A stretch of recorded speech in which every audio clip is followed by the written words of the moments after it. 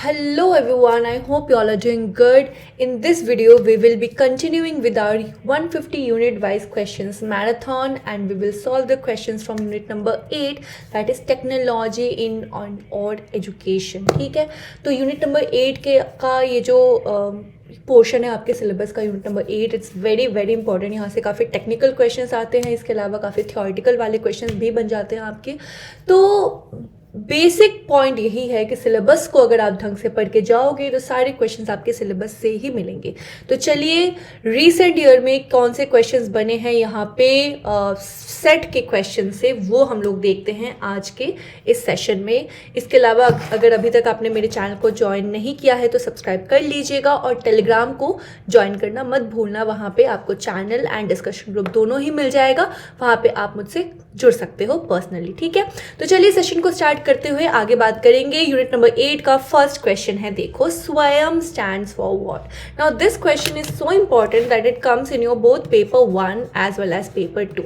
Paper 1 का जो unit 1 है इसमें भी ये क्वेश्चन बन जाता है. टीचिंग एप्टीट्यूड के लास्ट वाला पोर्शन में कुछ ICT इन टीचिंग ये सारी पॉइंट्स आते हैं. तो स्वयं वहाँ से सबसे ज़्यादा क्वेश्चन बनता है, बट यहाँ पे भी इससे क्वेश्चन बन रखा है कि स्वयं का फुल फॉर्म क्या है. तो Swayam is study webs of active learning for young aspiring minds, a very very important. And Swayam क्या है? स्वयं मूक्स का एक एग्जाम्पल है. मूक क्या है? Massive open online courses. यहाँ से भी आपके क्वेश्चन बन जाते हैं. तो एक्रोनिम वाले क्वेश्चंस आपके बनेंगे ही बनेंगे, ध्यान में रखना. और सबसे ज़्यादा जो क्वेश्चंस बनते हैं एक्रोनिम से वो यूनिट नंबर 8 से ही बनते हैं आपके. नेक्स्ट क्वेश्चन चलिए देखते हैं. Assumption on which constructivist theory rests is the knowledge is constructed by learners as they attempt to make sense of the experience. Knowledge construction do not necessarily bear any correspondence to external validity. Learners are not empty vessel waiting to be filled in, या फिर learners are active organism seeking necessary meaning. Constructivist theory किस assumption पे आधारित है, based है, ये आपको पूछा गया है. तो ये बेस है कि knowledge is constructed by learners as they attempt to make sense of their experience. Okay, so correct answer is option number A. Next question की तरफ चलते हैं. Whose theory revolves around the idea that social interaction is central to learning. Social interaction के बारे में सबसे ज्यादा बात कौन करते हैं? तो देखो, पियाजे कहते हैं क्या? कॉग्निटिव, ठीक है, स्टेज या फिर age specific cognitive development of children. Bruner कहते हैं कॉन्सेप्ट अटेनमेंट मॉडल के बारे में, the 3 stages, iconic, enactive and pictorial वाला, सिंबॉलिक वाला.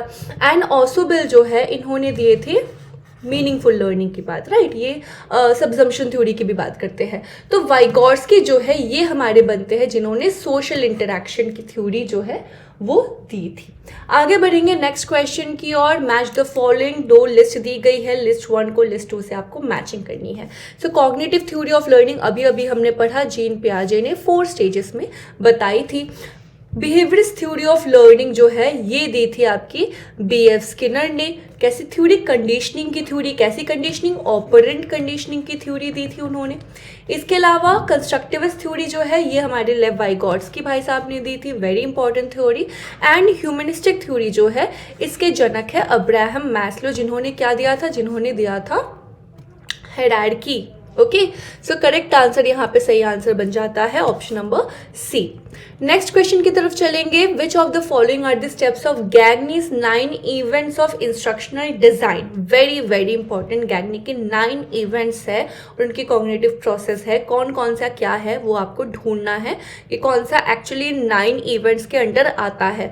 सो gaining attention, elicit performance and providing guidance, ये तीनों चीजें आती है. चलिए 9 के 9 पढ़ लेते हैं. तो ये 9 है इंस्ट्रक्शनल इवेंट्स और ये उनके करिस्पॉन्डिंग कॉग्निटिव प्रोसेसेस है. इससे रिलेटेड मैंने आप लोगों को निमोनिक्स भी पढ़ा रखा है, इन case you remember those. Okay, so gaining attention ये मैंने बताया था GIS से स्टार्ट करना. ठीक है, सो गेनिंग अटेंशन, सबसे पहले आप बच्चों को अटेंशन जरूरी है किसी भी चीज को सिखाने के लिए. Then informing learner of objective, क्यों पढ़ाना चाहते हो, क्या ऑब्जेक्टिव्स फुलफिल होंगी, ये समझना बहुत जरूरी है. Then stimulate the recall of prior learning, already क्या लर्न है बच्चों को वो समझना इंपॉर्टेंट है यहाँ पे. देन प्रेजेंटिंग द स्टिमुलस, जो भी हम बच्चे को सिखाना चाहते हैं. Then we will provide the learning guidance as per the learning and eliciting performance, यानी कि परफॉर्मेंस को एलिसिट करना, समझना कि परफॉर्मेंस बच्चा ढंग से कर पा रहा है या नहीं. प्रोवाइड फीडबैक देना कि सही हो रहा है, नहीं हो रहा है, कैसे हो रहा है. परफॉर्मेंस असेस करना और एंड में एनहांसिंग रिटेंशन, यानी कि जैसी परफॉर्मेंस है उसको आगे बढ़ाना. तो ये 9 इंस्ट्रक्शनल इवेंट्स होते हैं और इसके करेस्पॉन्डिंग कॉग्निटिव प्रोसेस होती है. Reception, expectancy, retrieval, selective perception, semantic encoding, responding, reinforcement, retrieval and last में जनरलाइजेशन. तो दीज आर द 9 इवेंट्स और इसके अनुसार correct answer option number A, B and C होना चाहिए.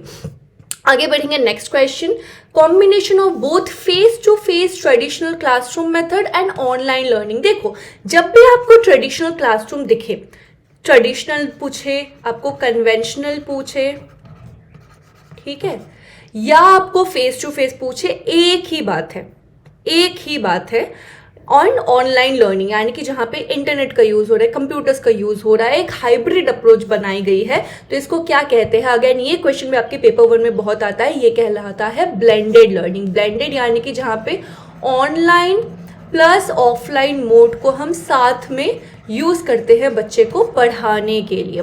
सिंक्रोनस लर्निंग क्या होती है? जहाँ पे टीचर और लर्नर जो है वो एक ही टाइम पे एक ही जगह पे प्रेजेंट हो. असिंक्रोनस लर्निंग जहाँ पे जो लाइव लर्निंग नहीं होती है. एंड डिस्टेंस लर्निंग यानी कि जहाँ पे बच्चा कोई डिस्टेंस कोर्स में एनरोल्ड है, वैसा. ओके, नेक्स्ट क्वेश्चन, मूडल का फुल फॉर्म. मूडल का भी फुल फॉर्म होता है. डूडल सुना है हमने, मूडल सुना है, बट मूडल का फुल फॉर्म भी होता है क्या? होता है फुल फॉर्म. यही आपको क्वेश्चन पूछा गया है कि एलएमएस, मूडल एक ओपन सोर्स एलएमएस है, open source learning management system है. इसका फुल फॉर्म क्या है ये आपसे पूछा गया था. तो इसका सही आंसर होगा modular object oriented dynamic learning environment. Do not it down. यहाँ से क्वेश्चन आपके बन सकते हैं. मूडल का फुल फॉर्म, एक्रोनिम से क्वेश्चन आपके आएंगे ही आएंगे, इतना समझ लो. Next question, inappropriate application of ICT in research is an example of what? Inappropriate application, ICT को ढंग से यूज नहीं कर पा रहा है, inappropriate application है. तो ये क्या होगा? यहाँ पे बहुत सारे बच्चे कंफ्यूज होकर रिसर्च एथिक्स लगा के आएंगे. नहीं बेटा, रिसर्च एथिक्स नहीं होगा. रिसर्च एथिक्स होता अगर वो इनवैलिड यूज होता है, यानी कि सपोज प्लेजरिज्म यूज कर रहा है बच्चा, प्लेजरिज्म यूज कर रहा है यूजर आईसीटी के सहायता से, तो वो आपका रिसर्च एथिक्स के अंडर आता है. यहाँ पे इनअप्रोप्रिएट एप्लीकेशन कर रहा है, यानी कि उसको सही तरीके से यूज करना नहीं आ रहा है, अप्लाई करना नहीं आ रहा है. So that means absence of technical expertise of ICT resources. ठीक है. Next question, ethical and social issues of information system are becoming more important these days because of the increased what? Ethical social issues of information system. क्यों इतनी rampant हो रही है? आजकल देख रहे हो ना, ऑनलाइन देखोगे कि इतने स्कैम चल रहे हैं, इतना ये चल रहा है, वो चल रहा है. डिजिटल अरेस्ट हो रहा है, 40 आवर्स 80 आवर्स के डिजिटल अरेस्ट में बैठे हैं, फिरौती मांग रहे हैं, कुछ भी चल रहा है यहाँ पे. तो ये क्यों हो रहा है? पहली बात तो यूज ऑफ इंटरनेट से भी इंपॉर्टेंट है यूज ऑफ चीप इंटरनेट, क्योंकि इंटरनेट इतना सस्ता हो रखा है, लोगों को और कोई काम ही नहीं है, पूरा दिन इंटरनेट पे ही बैठे रहते हैं और यही सब खिचड़ी पकाते रहते हैं. लर्निंग न्यू टेक्नोलॉजी नहीं, this is a good point. Learning new technology तो अच्छी बात है ना, ये हम इशू क्यों बनाएंगे? मॉनिटरिंग द स्टूडेंट नहीं, कॉस्ट ऑफ इंफॉर्मेशन सिस्टम नहीं, use of interconnected information system. हर चीज से कनेक्टेड है. आपका लैपटॉप आपके मोबाइल से कनेक्टेड है, आपका मोबाइल आपके टेलीविजन से कनेक्टेड है, हर चीज एक दूसरे से चीज कनेक्टेड है. तो इसीलिए भी यूज काफी ज्यादा ये रैम्पेंट मिसयूज हो रहा है. तो correct answer is option number A and E. Correct. Next question देखो, 2 statements are given, you have to find those whether they are correct or not. So assertion says MOOCs are learner centered course. MOOC क्या है? Massive Open Online Course. किसके लिए होती है ये बच्चों के लिए होती है. तो absolutely true, this is a learner centered course. Next reason कहता है MOOCs are accessed by the learner in presence of the teacher only. अब मैंने एक आपको मैजिक ट्रिक बता रखी है. जब भी आपको क्वेश्चन में ये only, always, none, never, every, all ऐसे एक्सट्रीम वर्ड्स जब आपको दिखे, वहां पे कुछ गड़बड़ है, वहां कुछ घपला है, बहुत माइन्यूटली उसको पढ़ के समझो, फिर आंसर लगाओ. बताए ना. तो टीचर ओनली, बस टीचर के सहायता, बट टीचर के प्रेजेंस पे ही क्या मूक्स चल सकते हैं? नहीं, मूक एक सेल्फ लर्निंग कोर्स है जो बच्चे खुद ही पढ़ सकते हैं. तो इसीलिए रीजन यहाँ पे बिल्कुल ही गलत था. ठीक है, सिर्फ असर्शन यहाँ पे करेक्ट है. आगे बढ़ेंगे, चलो next set of questions. According to Bruner, Jerome Bruner के अनुसार relation between concept formation and concept attainment क्या है? अब देखो, concept formation and concept attainment एक दूसरे से जुड़े हुए हैं। Concept formation is the basis of concept attainment, that is why both are dependent terms. ठीक है, next question, mainly in dash approach combines online delivery of educational content with the best features of classroom interaction and live instruction to personalise learning. ये किस type of learning है? Again question को पढ़ो, online delivery of education content with the best features of classroom interaction and live instruction to personalized learning, यानी कि दो modes को जोड़ा जा रहा है, हाइब्रिड बनाया जा रहा है। तो this is also blended learning only. Mobile learning only device related होती है, बस मोबाइल से पढ़ लो। कोऑपरेटिव लर्निंग जहाँ पे बच्चे आपस में मिलकर पढ़े। ओपन लर्निंग यानी कि ओपन कोर्स ऑफ लर्निंग। यहाँ पे बोला गया है online delivery of instruction plus classroom interaction, तो ये हाइब्रिड अप्रोच हुआ, blended learning. Next question, in the mobile learning approach dash tool is included as a interactive type of learning. अगर mobile learning आप यूज कर रहे हो पढ़ने के लिए, तो कौन सा टूल यूज करोगे ताकि आप इंटरैक्ट कर पाओ? वीडियो से इंटरैक्ट हो सकता है? नहीं, video is one way. News no, podcast lectures no, lectures भी ओनली वन वे होता है। बट टेली कॉन्फ्रेंसिंग जो होती है, ये ग्रुप में आपस में बात कर सकते हो, यहाँ पे आप इंटरैक्ट कर सकते हो। So that is why the correct answer should be teleconferencing, option number B. Next question, according to 5 E's of constructivism to reflect upon new learning is the goal of which E? 5 E आते हैं, क्या क्या? सबसे पहले हम क्या करेंगे? सबसे पहले हम एंगेज होंगे। एंगेज के बाद क्या होगा? एक्सप्लोर आएगा। एंगेज एक्सप्लोर के बाद आएगा एक्सप्लेन। एक्सप्लेन किया, समझ नहीं आया, इलैबोरेट करो। अब अगर इलैबोरेट कर दिया तो समझ तो आ गया होगा, तो अब इवैल्यूएट करते हैं। तो एंड में आते हैं इवैल्यूएट, और इवैल्यूएट ही जो है वही क्या करता है? ये रिफ्लेक्ट अपॉन करता है लर्निंग गोल के ऊपर। So that is why evaluation should be the correct answer here.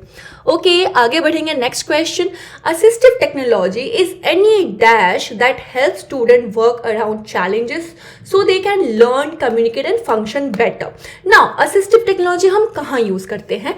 Assistive technology हम इंक्लूसिव एजुकेशन की फील्ड में यूज करते हैं। वेरी वेरी इंपॉर्टेंट टॉपिक, यहाँ से बहुत क्वेश्चंस आपके बनते हैं। इनके कृपया एग्जाम्पल्स पढ़ के जाएंगे, यहाँ से एग्जाम्पल्स क्वेश्चंस बहुत आते हैं। तो असिस्टिव टेक्नोलॉजी किस टाइप की हो सकती है? क्या ये डिवाइस हो सकता है?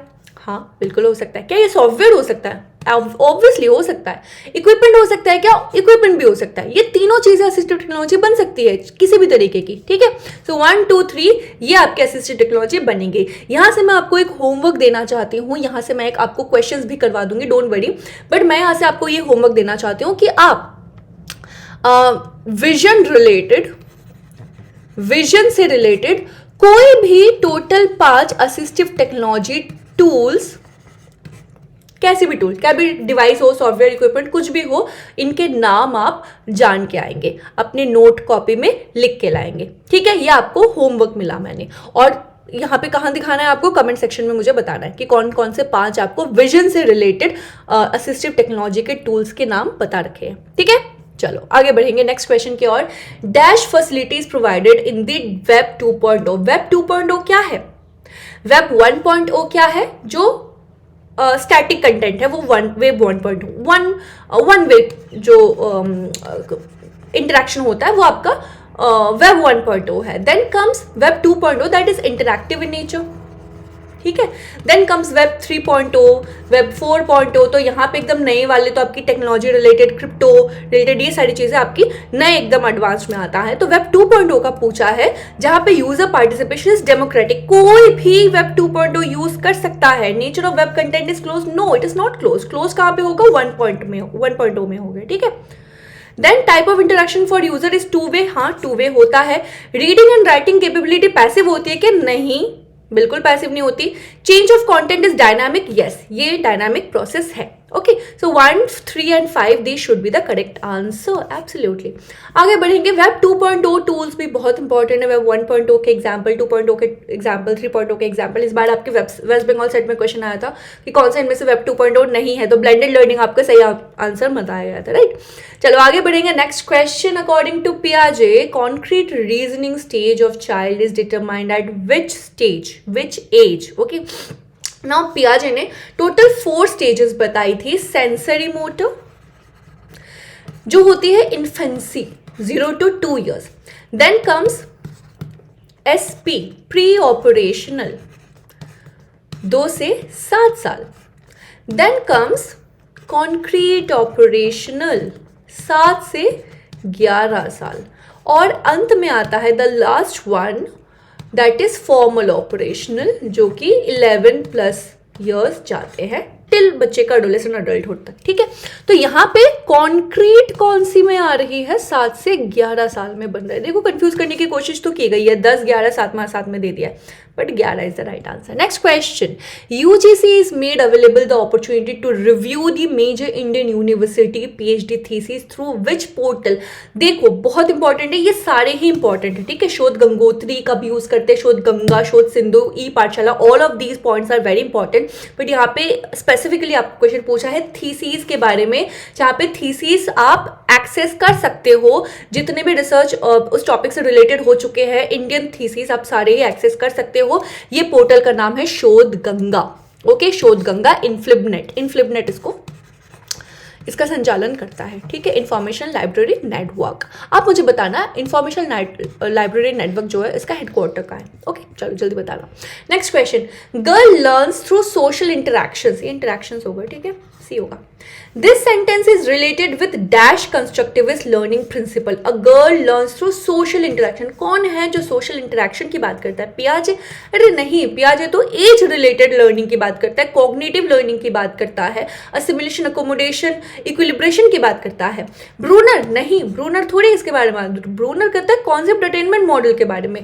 ग्लेजरफील्ड है क्या? नहीं, अरे ये तो वाइगॉर्स्की होने चाहिए. वाइगॉर्स्की ने सोशल इंटरेक्शन को काफी माना है, सोशियो कल्चरल थ्योरी को माना है इन्होंने.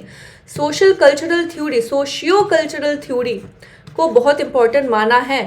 तो यही है वाइगॉर्स्की जो सोशल इंटरेक्शन को कंस्ट्रक्टिविस्ट लर्निंग प्रिंसिपल के अंडर लाते हैं. ठीक है, तो ये कुछ क्वेश्चंस थे यूनिट नंबर 8 से. होपफुली आपको क्वेश्चन समझ आए होंगे, इंटरेस्टिंग लगे होंगे. If you enjoyed the video then please like it and also comment below कि आपको और क्या कौन से टॉपिक से वीडियोस चाहिए, ऐसे लेक्चर वीडियोस चाहिए. और इसके अलावा जो मैंने होमवर्क दिए हैं उनको भी आप नीचे कमेंट सेक्शन में बताना मत भूलिएगा. इसके अलावा मेरा नया बैच कोर्स आ रहा है, और क्या खास बात है इस बैच कोर्स के बारे में.